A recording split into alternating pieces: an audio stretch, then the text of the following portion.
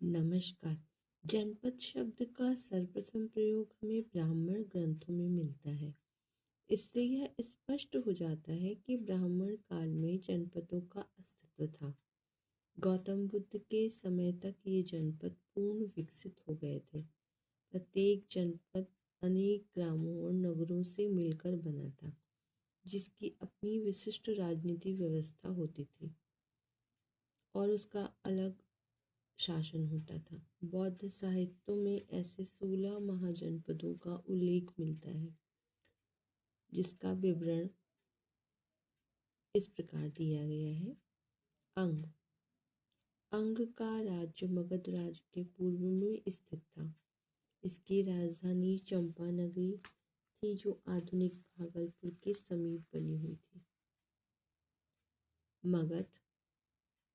मगध यह राज्य वर्तमान बिहार राज्य के पटना और गया जिलों में फैला हुआ था। इसकी राजधानी राजगृह थी। काशी इसकी राजधानी वाराणसी से थी, जो वरुण और असी नदियों के संगम पर बसी थी। ब्रज ये 8 राज्यों का एक संघ था, जिसमें लिच्छवी, विदेह और ज्ञातिक विशेष महत्वपूर्ण थे। ये सभी उत्तर बिहार के थे। कौशल यह उत्तर प्रदेश में मध्य में और उत्तर की ओर स्थित था। पहले राजधानी अयोध्या या साकेत थी, लेकिन कालांतर में जब अयोध्या का महत्व घट गया तो राप्ती नदी के तट पर स्थित श्रावस्ती ही इसकी राजधानी बनी। मल्लों का महान राज्य बज्जियों के संघ राज्य के उत्तर में स्थित एक पहाड़ी राज्य था। यह एक प्रजातांत्रिक राज्य था। इसके 2 भाग थे, जिसकी राजधानियां कुशीनगर और पावापुरी थी। चेदी जनपद की राजधानी शुक्तिमती थी, जो केन नदी के तट पर स्थित थी। वत्स यह राज्य आधुनिक प्रयाग के आसपास के प्रदेश पर फैला हुआ था। इसकी राजधानी कौशाम्बी थी।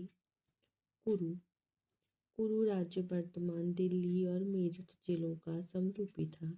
इस काल में इसकी राजधानी इंद्रप्रस्थ थी।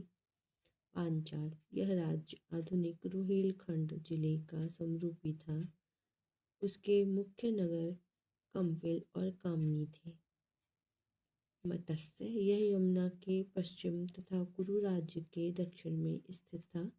इसकी राजधानी विराटनगरी थी। सूरसेन यह राज्य मत्स्य के दक्षिण में था। इसकी राजधानी मथुरा नगरी थी। अशोक यह राज्य गोदावरी के तट पर स्थित था और इसकी राजधानी पाटेल में थी। कंबोज जनपद में कश्मीर का उत्तरी भाग, गांधार के उत्तर का प्रदेश, पामीर और बदख्शां सम्मिलित थे। इसकी राजधानी राजपुत थी। अवंती का राज्य मालवा प्रदेश में स्थित था। इसकी राजधानी उज्जैनी थी। गांधार राज्य आधुनिक कश्मीर और तक्षशिला प्रदेशों में स्थित था। इसकी राजधानी तक्षशिला में थी। आशा है आपको ये जानकारी अच्छी लगी होगी।